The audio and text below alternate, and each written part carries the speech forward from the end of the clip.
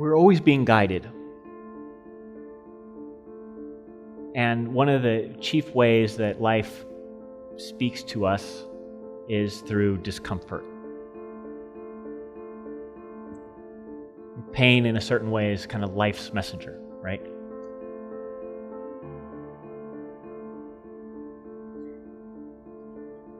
And I remember years ago that when I practiced asana in the morning, that I would get up and the first thing I would do is I would take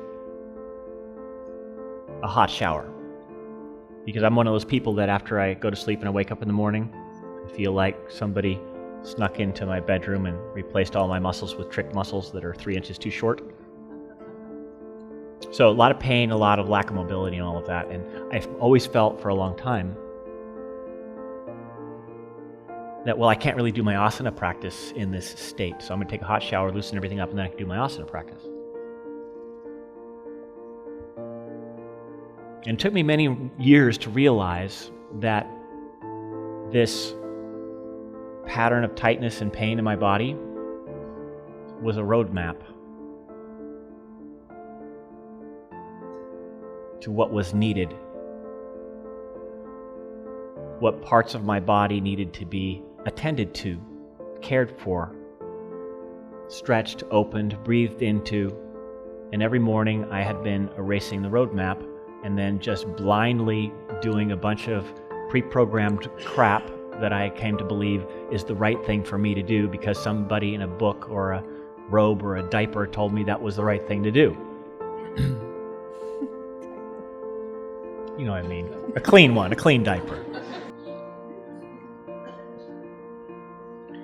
And in the same way that I was operating on this pre-programming that I had been taught and trying to force myself to do that because it's the right thing, we do this with our lives.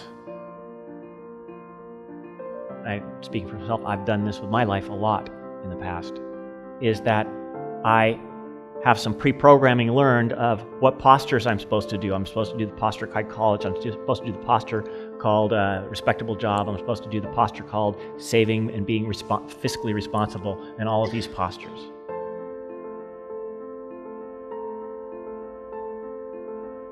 And the fact of the matter is that sometimes what we're being taught isn't really appropriate for us in that moment.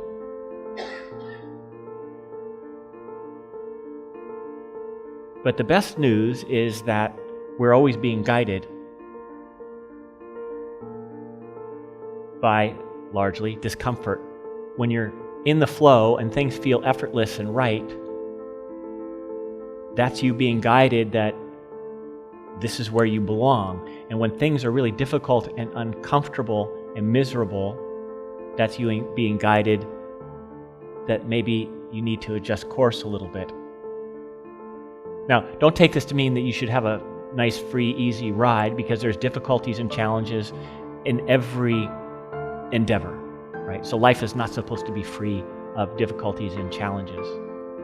But there is a threshold at which it's becoming more and more clear that maybe you are not where you need to be. And life is always offering these little clues. Like even in the midst of one job. When I work with people one-on-one, and let's say that they're miserable in their job, they come to me with a problem of collapsion. Remember collapsion? Right? I hate my job. Oh, do you? Yes, I hate it. What do you hate about it? You hate the fact that you get a paycheck every 2 weeks? Well, no, not that. Do you hate the building that you work in? No, not that. You hate the person next cubicle? Well, no, not that. You hate the fact that you get to go help people solve their problems using your product? Well, no, I don't hate that.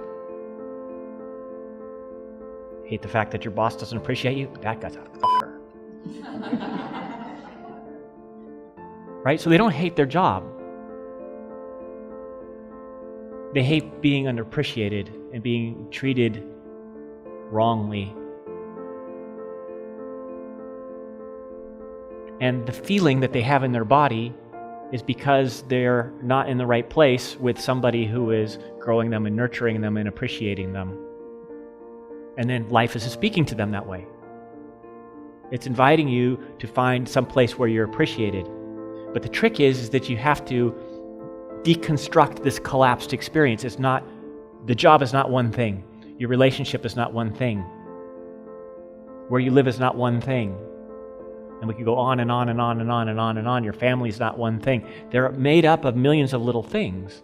And when we are getting that guidance from the world, that guidance is usually about something that is embedded within the whole. It's not about the whole. And the degree to which we can get clear on what piece of the whole we're reacting to, the more skillful we can be in our response. And then with all of that as kind of a bedrock, if we circle back to what Andrea was saying, for many of us, it's naturally and expectedly uncomfortable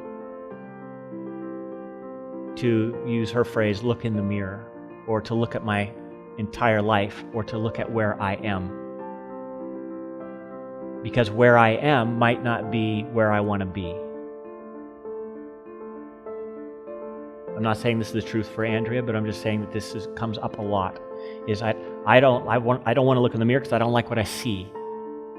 And I'm not just talking about how I see physically, obviously. I'm not talking about who I am necessarily, but maybe where I am with my career, or maybe where I am with my family, or maybe where I am where I live in the world, or maybe where I am with how people appreciate me, or don't appreciate me, or see me, or don't see me. And quite honestly, to look at that, it breaks my heart. I don't want to see that about myself because it's so painful.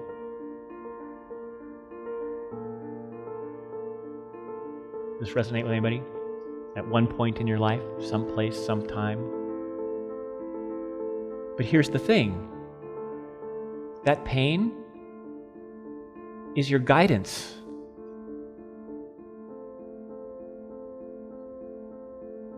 You want to hear the pain. You want to listen to the pain. You want to make sense of the pain. You want to respond to the pain because that's how you're going to find your way.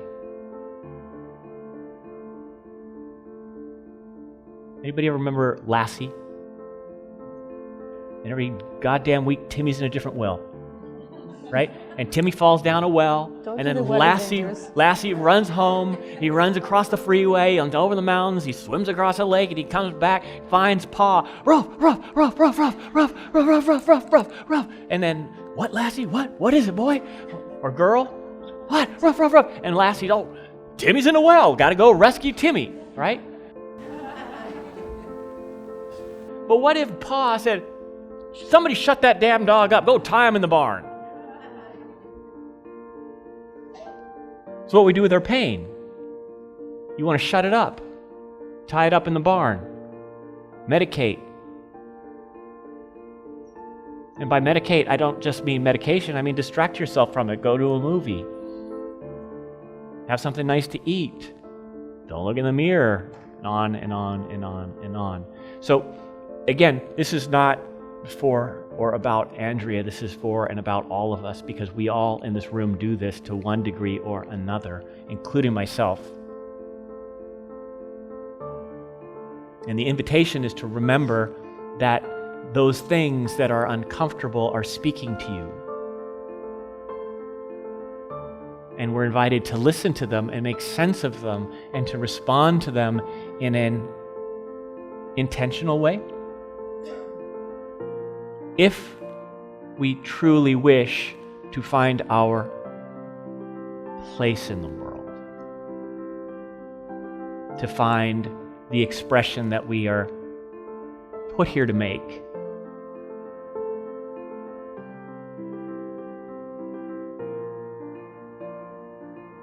I watched my father for a good 40 years or whatever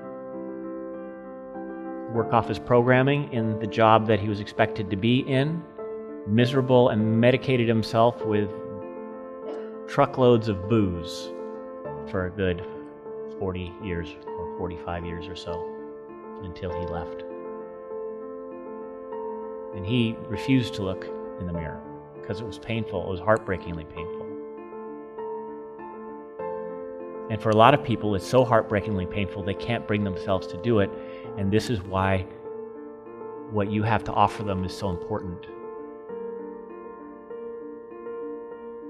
Because everybody in here can help people that are in that situation where it's too agonizing and heartbreaking to look in the mirror. You can help them to step into that process slowly and safely with the guidance and knowledge necessary to begin to just start to listen to the guidance. And then begin to just experiment with altering course. A little bit left, no, that's worse. A little bit right, oh, that's a little bit better. Okay, that's enough for today. That's enough for this week. Maybe that's enough for this month. And then a little bit more listening, and a little bit more adjusting, and a little bit more listening. And then finally, this person who is in this desperate place, who may have never gotten out of that desperate place because of the immense pain, agony, and lack of clarity, is now lifted to a place where they are happy and empowered and making a contribution in this world that they never believed possible. And I say this from experience because I've done it with thousands of people over the last 25 years. And everybody in this room is positioned to do the same thing for others, which is why this is such an amazing practice and why I'm so grateful for all of you in it.